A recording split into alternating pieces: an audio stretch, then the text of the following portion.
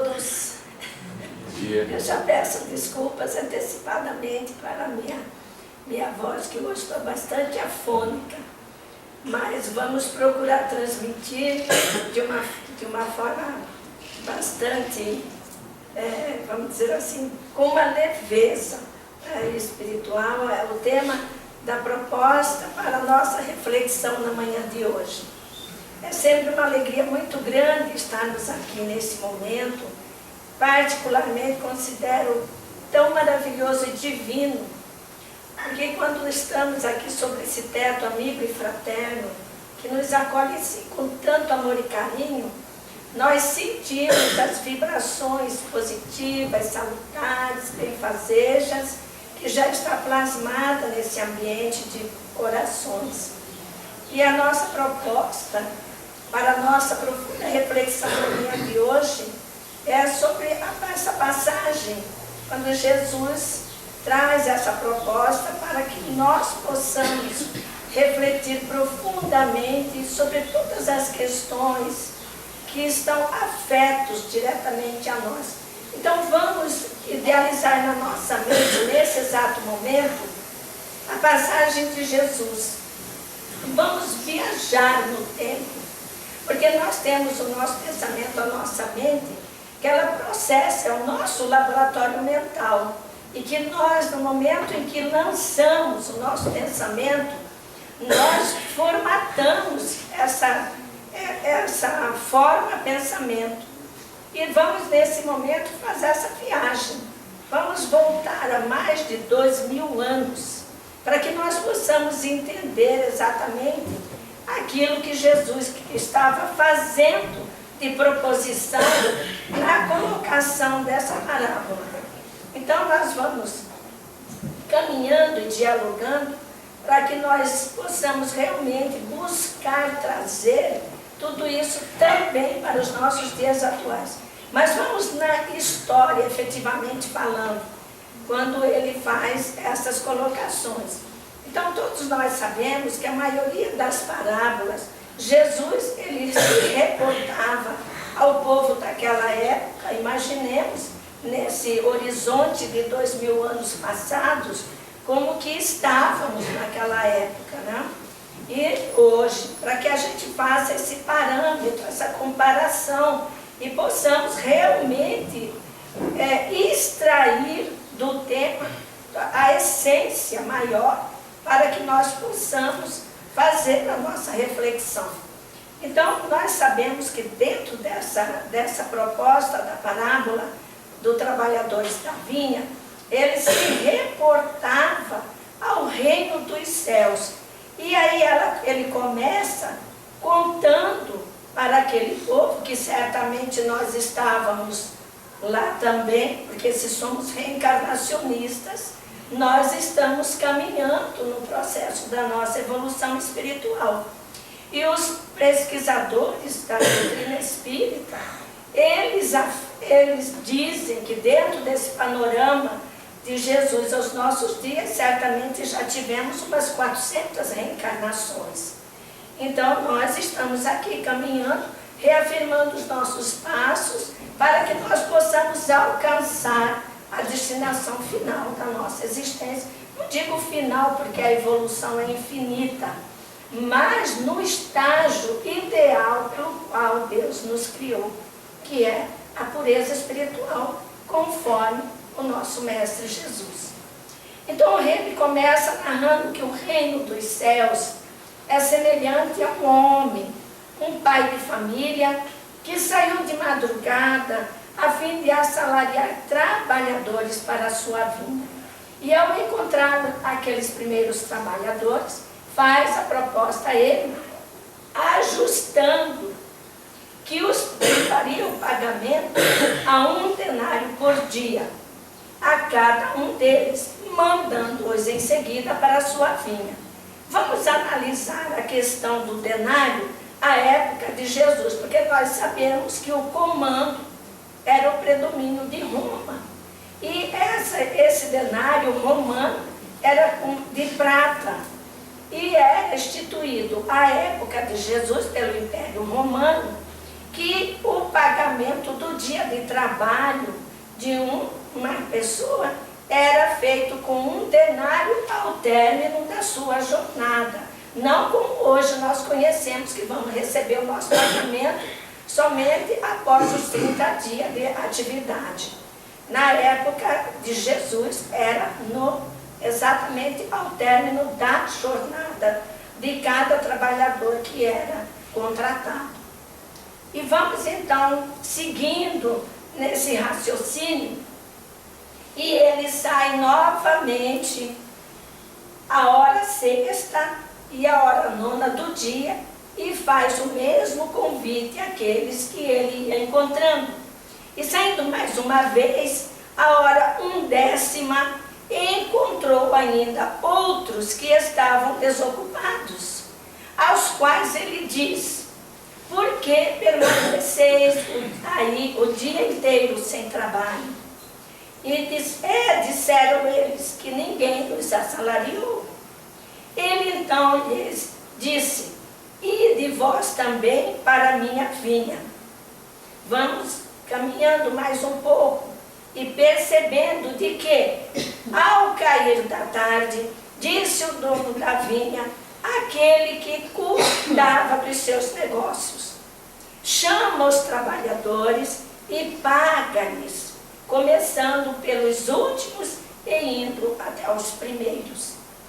Vamos prestar atenção na fala de Jesus nesse momento. Aproximando-se então os que só a 1/10 hora haviam chegado, receberam 1 denário cada um.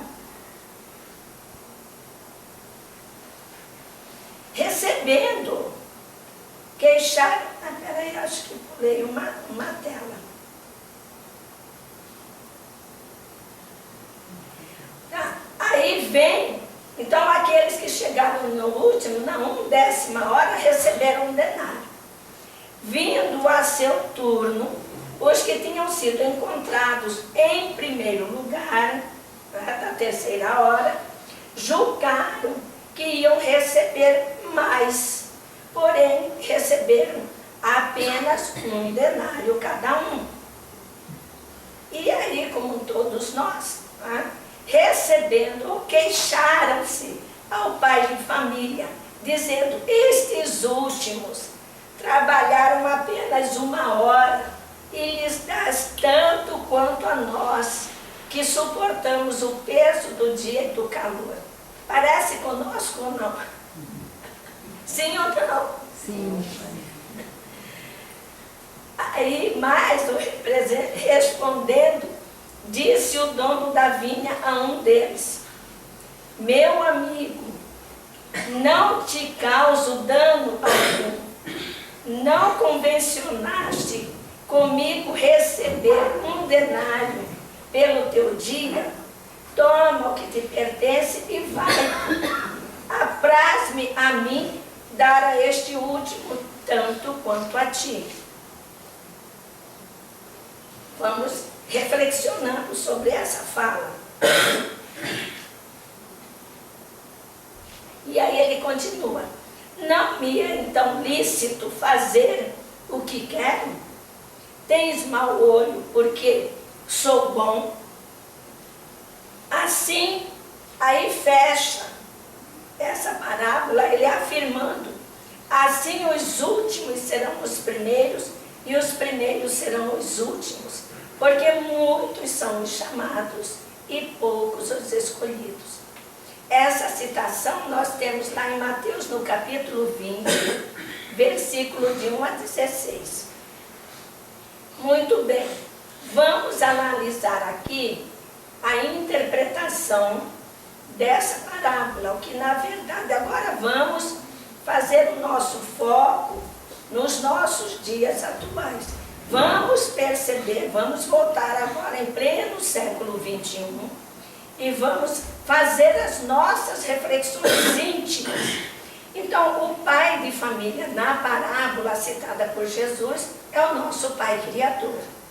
A vinha, as moradas do Pai, que o universo é incomensurável, e nós estamos palmilhando pelos estágios da trajetória da nossa evolução espiritual. Cada período numa condição de acordo com o nosso estado de evolução espiritual.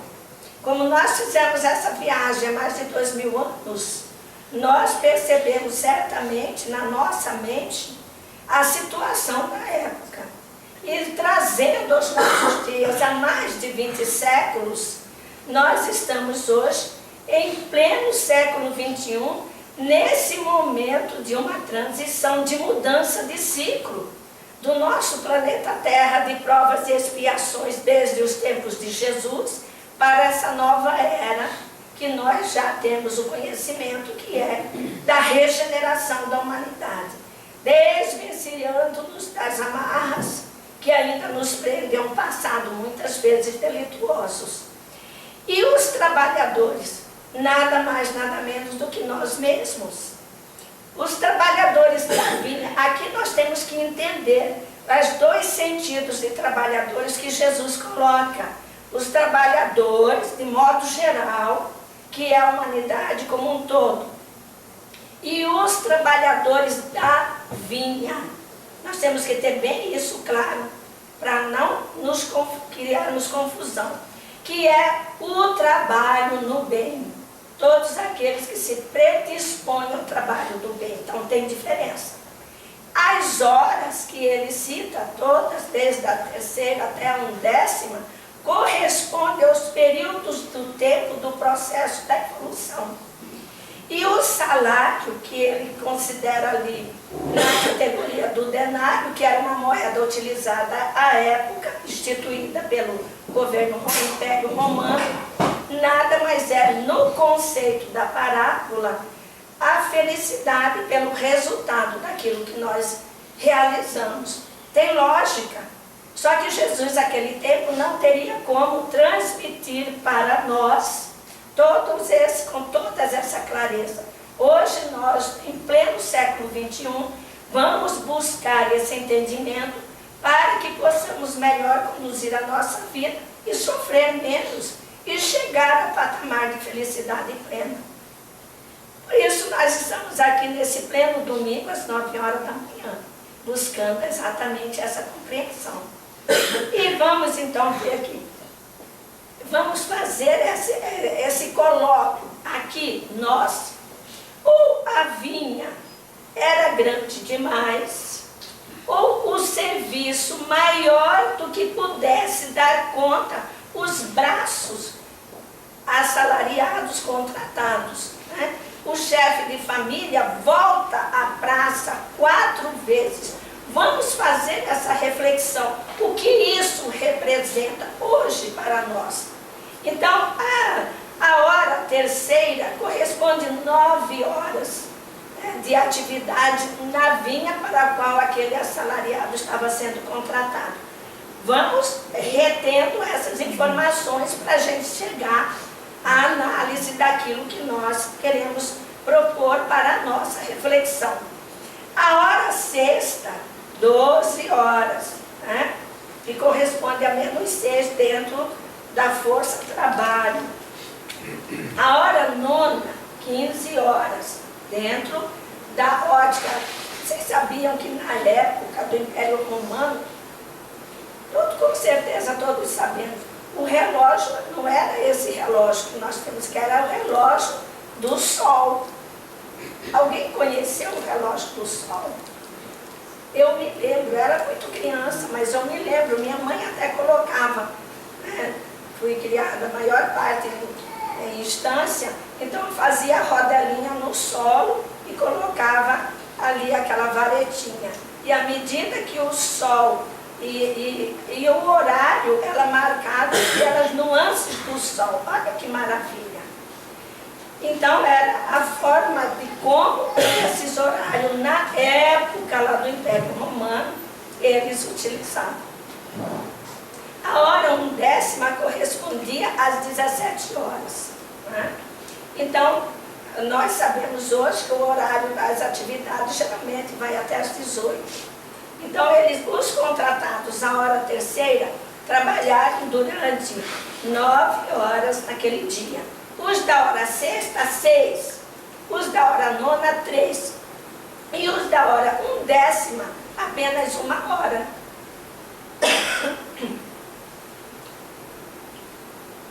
Então vamos analisar a situação. Vamos buscar agora na fonte do Evangelho, e nós encontramos referência a essa passagem de Jesus no Evangelho segundo o Espiritismo, e Kardec publica 4 comunicações de espíritos que fazem referência a essa parábola.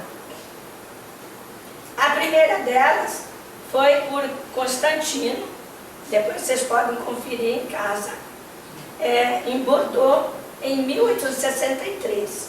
Interpreta os trabalhadores da última hora aos espíritas e recomenda que empreguemos bem a nossa existência, que não é mais que um instante fugidio na imensidade do tempo.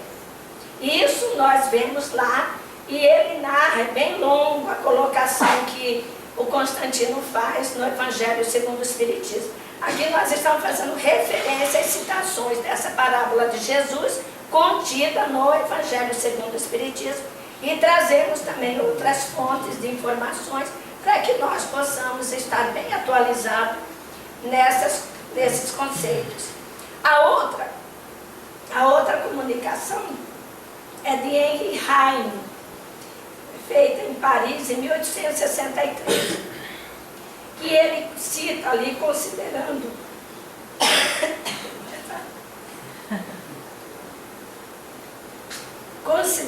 Moisés, os apóstolos, os cristãos, os mártires, os pais da igreja, os sábios, os filósofos, como os trabalhadores das diversas horas do dia, e reafirma entender os espíritas como trabalhadores da última hora. Olha a nossa responsabilidade. E tem também a citação de Erasto, feita em Paris em 1863, que recomenda aos espíritas que divulguem a reencarnação e a elevação dos espíritos, e antecipa que os grandes desprezariam seu discurso. Os sábios exigiriam provas.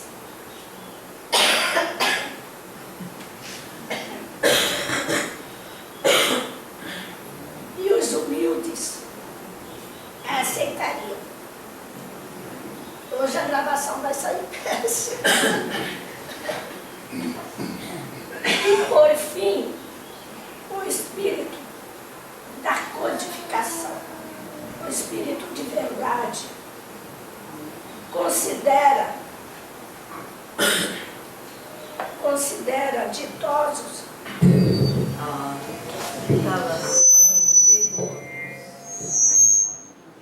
tinha razão de não poder levar até lá, né? Por fim, o espírito de verdade considera ditosos os que trabalharem nos campos do Senhor, ou seja, na terra, no universo, sem interesses e motivados pela caridade. Vamos fazendo a nossa reflexão pessoal e individual.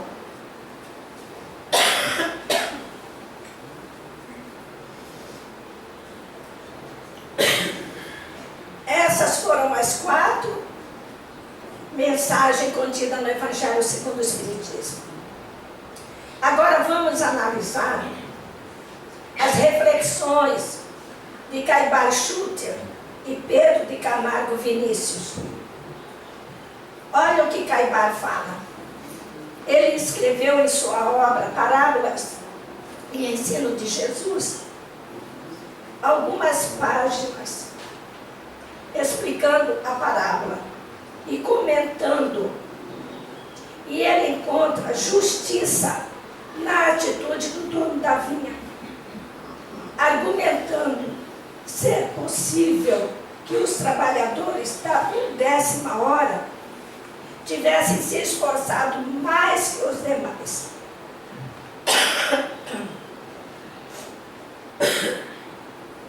Nós conhecemos o trabalho maravilhoso de Caibá. E ele foi muito perseguido na sua época pelas outras religiões. Mas ele nunca abandonou a tarefa. Vamos fazer essa reflexão olhando para nós no espelho físico, nesse diálogo íntimo da nossa alma conosco mesmo. Como é que nós estamos diante do trabalho que assumimos na vinha do Senhor, que é a nossa casa, que é o movimento espírita? Como que nós estamos? Qual o parâmetro que nós damos para nós da época de Jesus, quando com certeza estávamos diante dele, recebendo esses ensinamentos? E como é que nós estamos hoje, após essa passagem de mais de 2000 anos, reencarnando sucessivamente para podermos alcançar o ideal superior de vida? Como será que nós podemos fazer essa reflexão? Com muita, vamos dizer assim, clareza, sem nenhum sentimento de culpa, mas percebendo, analisando a nossa responsabilidade. Nós estávamos há pouco antes conversando com o Zé Carlos, ele passando para nós as informações da revista e-book Consolador, né, que é publicado semanalmente.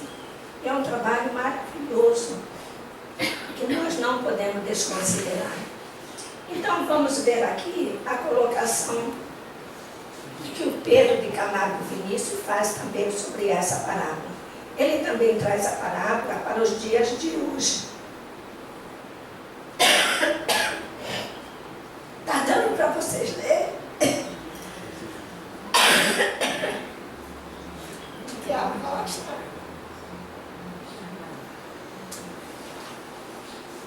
E ele compara o ato dos trabalhadores da 1/10 hora ao da viúva do gasofilácio.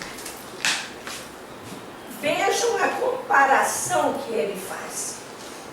Que Jesus destacou a época, não pelo volume do resultado, mas pelo sentido subjetivo do ato. Aí trazemos para nós. Qual é o nosso ato no momento que somos convocados para o trabalho, nos grupos que nós compomos na casa espírita? Como é que nós correspondemos quando somos convocados por um familiar em nosso reduto doméstico?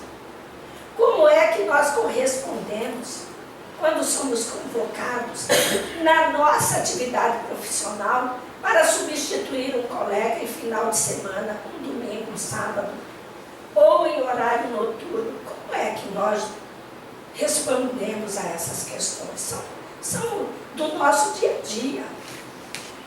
E é o que aqui, nessa comparação que o Vinícius faz, dessa parábola, ao ato da correspondência, aquilo que nós somos chamados para o trabalho na vinha.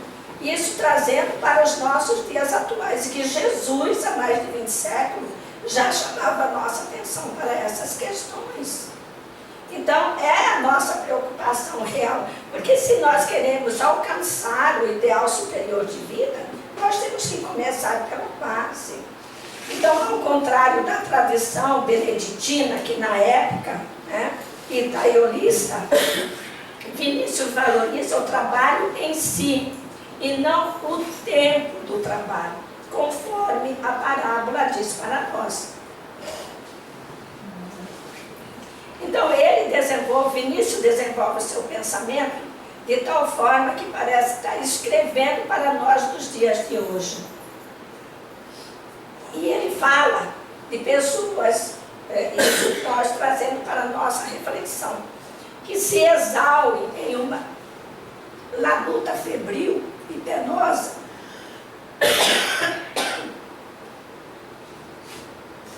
querendo ser mais meritória olhos de Deus. Basta a gente olhar ao nosso redor e nós identificamos essas situações. Nós não precisamos ir olhar as outras posturas dos outros semelhantes. Basta olharmos ao nosso redor para identificarmos tudo isso. Pedro de Camargo fala de espíritas que negligenciam seus deveres familiares, profissionais e sociais em função de uma agenda cheia de compromissos espíritas, visando calculistamente serem mais merecedores aos olhos de Deus. Então, nós temos que fazer essa reflexão. Nós temos que analisar esses pontos, porque a primeira responsabilidade nossa é a família. Então, ele traz para nós essa reflexão.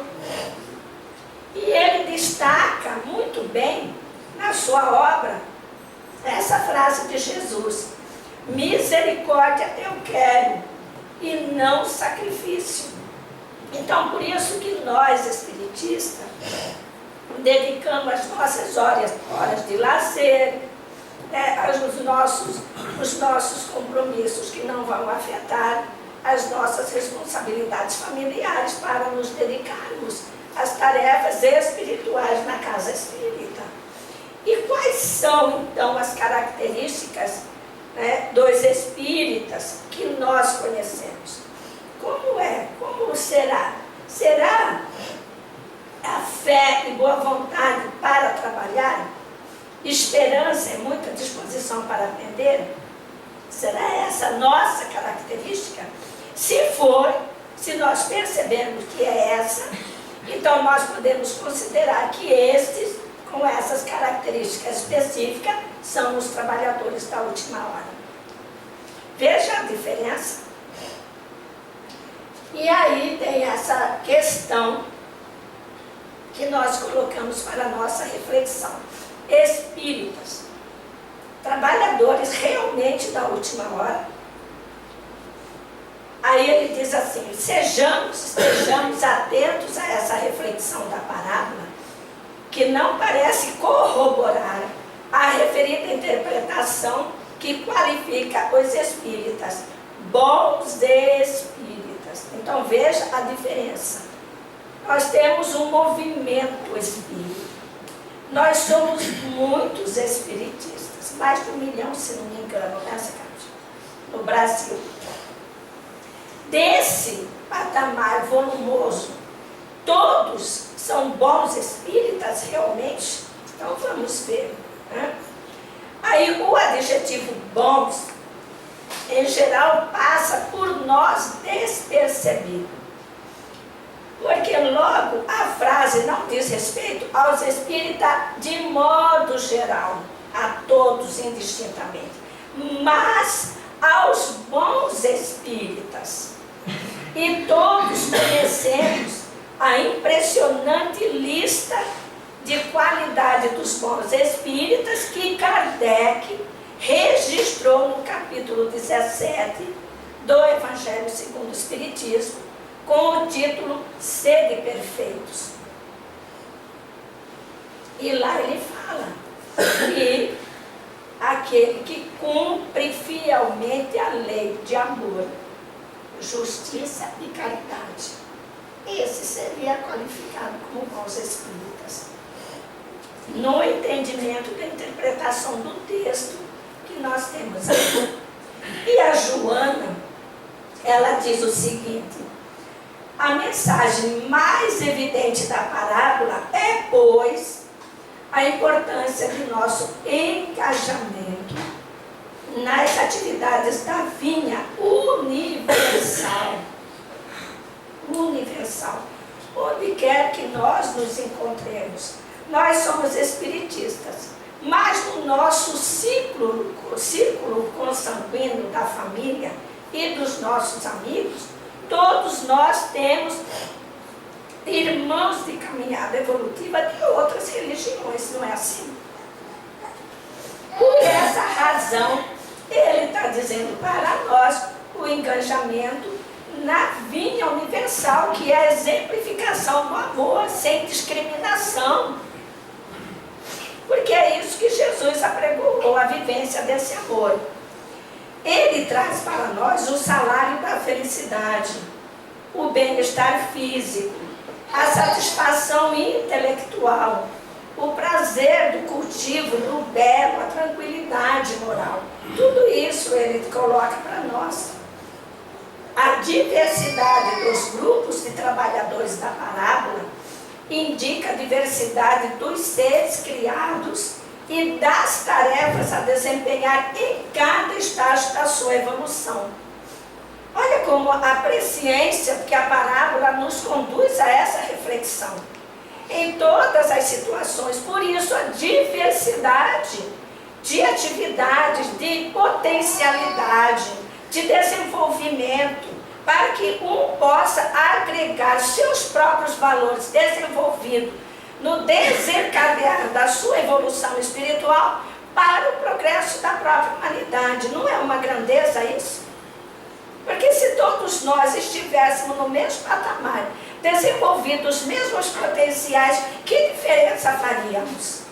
Fica a pergunta para a nossa reflexão, né?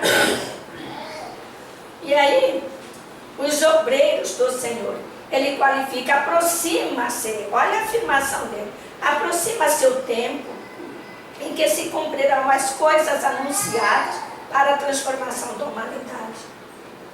É o momento que nós estamos vivendo.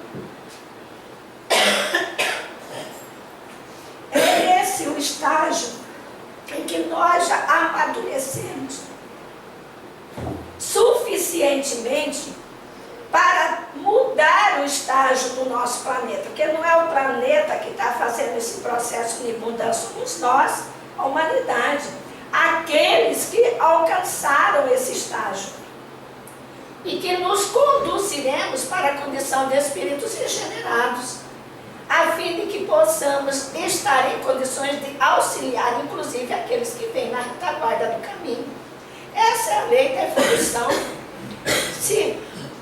Assim como hoje nós pedimos o amparo e assistência da espiritualidade superior, e que eles nos assistem, nos atendem, nos conduzem para essa trajetória. E nós, igualmente, amadurecidos suficientemente, vamos igualmente estender mãos amigas e fraternas àqueles que estão ainda na retaguarda da evolução espiritual. E ditosos os que acham dito a seus irmãos: trabalhemos juntos e unamos os nossos esforços, a fim de que o Senhor, ao chegar, encontre acabada a obra. Porquanto o Senhor lhes dirá: vinde a mim, vós que sois bons servidores, vós que soubestes impor silêncio aos vossos ciúmes e às vossas discórdias, a fim de que daí não viesse dano para a obra. Essa citação é do Espírito de Verdade e está no Evangelho segundo o Espiritismo, lá no capítulo 20. Meus queridos irmãos e irmãs de caminhada, essa parábola traz para nós uma profunda reflexão de que nós realmente estejamos amadurecidos suficientemente para processar as alterações em nós e não no outro, como nós sempre fazemos, indicamos o nosso olhar nas fraquezas do nosso irmão. Esquecemos que tem 3 dedos dizendo: olha, faça uma reflexão. Se você não está cometendo essa falta agora, não esqueça que na trajetória da evolução você já deve ter cometido, ou poderá ainda incorrer nos mesmos deslizes futuramente. Aí vem a frase de Jesus que não devemos fazer os julgamentos, que nós possamos sim estender a face do amor, da compreensão, do entendimento, do perdão, da resignação e da determinação, para que todos possamos seguir na senda da evolução. Essa era a nossa reflexão e, mais uma vez, peço desculpa pela minha afonia e que nós possamos ter uma semana maravilhosa, Até o nosso próximo encontro, quando estivermos com a voz perfeita, vamos dizer assim. Muito obrigada a todos e um excelente domingo.